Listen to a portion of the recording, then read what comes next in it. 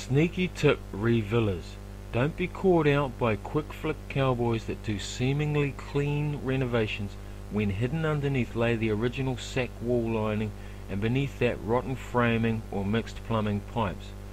Also, look for signs of a thin layer chipboard covering the walls or poor floorboards or the replica wooden tongue and groove floor tiles or new lino or carpet covering a damaged floor. Everyone likes a new bathroom and fancy modern kitchen, but has it been done properly? Also, be aware finding and or having manufactured similar weatherboards may not be that easy or cost more than run-of-the-mill materials.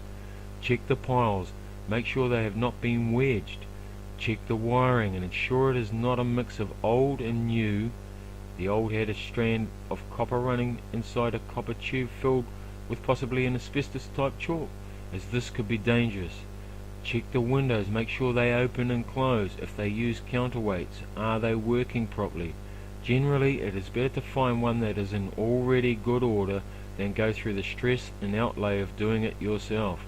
Again, it pays to get an expert to check the house if you are considering buying.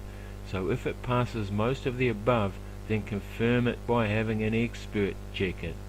If however you feel it is a worthwhile investment, then realize Rome wasn't built in a day, and take your time and do it right, as undoubtedly a well renovated villa is a marvelous thing.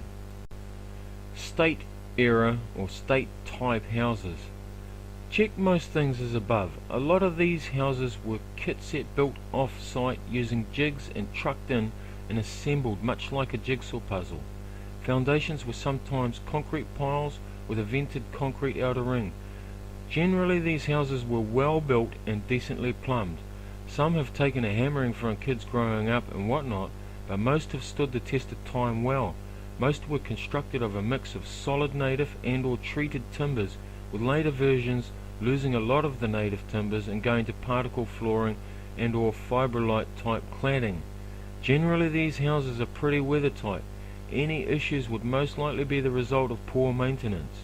Check for borer, termite or woodworm damage in the older versions, and a good place to look if nothing appears obvious is the closet flooring and or around the internal lower window and door frames. Again, a lot of these may not be insulated. Most were sided so a garage could be added in future. General issues to be aware of. Faulty building products such as plastic line and plumbing that has a track record of failing, asbestos materials used in cladding or as spray-on type rough cast, ceiling coatings, etc. Over time, numerous materials have failed to meet expected industry standards, or some have just outlived their expected life. So a good search on the net or at your local library about the types of materials involved in the construction of the property you are interested in will assist somewhat in giving you a better idea of how well constructed the property is. Generally, asbestos type cladding will be well sealed and weathertight, but the ceiling texture coat could be an issue and will have to be removed by qualified persons. So while one material's use and application might be acceptable, its use in another way may not be.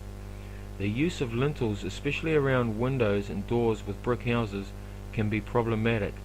These are usually heavy steel beams that carry the weight of the brickwork over the opening and are in the wall, usually across the top of the window or door.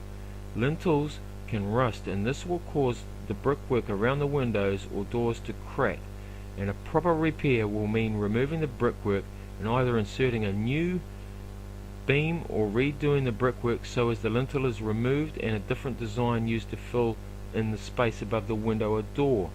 Another product to be aware of is the use of, and this applies to some older mid-70s on homes, of mini corrugated type plastic as a cladding, or indeed any cladding that could be near the end of its working life, as one must ask, will they be able to source a replacement of the same type?